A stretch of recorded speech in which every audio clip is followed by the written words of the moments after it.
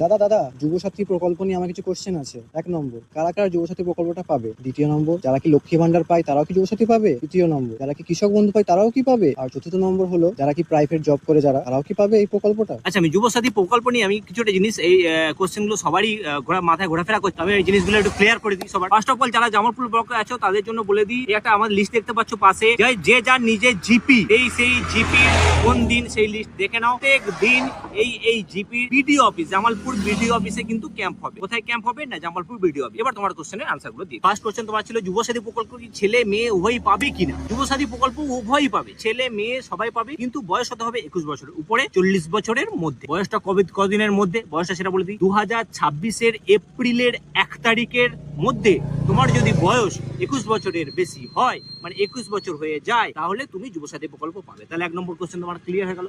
2 নম্বর question, তুমি লক্ষ্মীর ভান্ডার যারা পায় তারা যুবসাথী প্রকল্প পাবে কিনা? লক্ষ্মীর ভান্ডার যারা পায় তারা যুবসাথী প্রকল্প পাবে না, কারণ এটা পরিষ্কার বলা আছে যে যারা রাজ্য সরকারের অন্য কোনো স্কিমে টাকা পায়, যেমন লক্ষ্মীর ভান্ডার, কৃষক বন্ধু, এই দুটো বেশিভাবে গুরুত্ব দেওয়া হয়েছে, তারা টাকা পাবে না। তারা শুধুমাত্র কৃষক বন্ধু যারা টাকা পাচ্ছে কৃষক বন্ধু পাবে, লক্ষ্মীর ভান্ডার যেটা পাচ্ছে লক্ষ্মীর ভান্ডারই পাবে। তাহলে আমি ক্লিয়ার করে দিলাম যে যারা লক্ষ্মীর ভান্ডার পায়, কৃষক বন্ধু পায়, তারা এটা পাবে না। এখন কিন্তু অনেকেই কৃষক বন্ধু 2000, 4,000 টাকা পাবো বছরে, তো সেটা কাটিয়ে এই 1,500 টাকা নিয়ে তোমরা করতে চাইবে কৃষক বন্ধুটা কাটিয়ে। তো কৃষক বন্ধুটা এখানে কাটানো যাবে না, তার কোনো অপশন আপাতত নেই, সেরকম অর্ডার আপাতত নেই, সেটা মাথায় এনো না। আর লাস্ট কোশ্চেন ছিল, যারা প্রাইভেট জব করে তারা তোমার যুবসাথী প্রকল্প পাবে। হ্যাঁ, একদম পাবে। যারা পিএফ ইএসআই পাও, প্রাইভেট জব করো, সেটা যাই অ্যামাউন্টের হোক না কেন, স্যালারি পাও, তাতে তোমরা যুবসাথী প্রকল্প অ্যাপ্লাই করতে পারবে, কারণ তোমরা সরকারি জব করো না।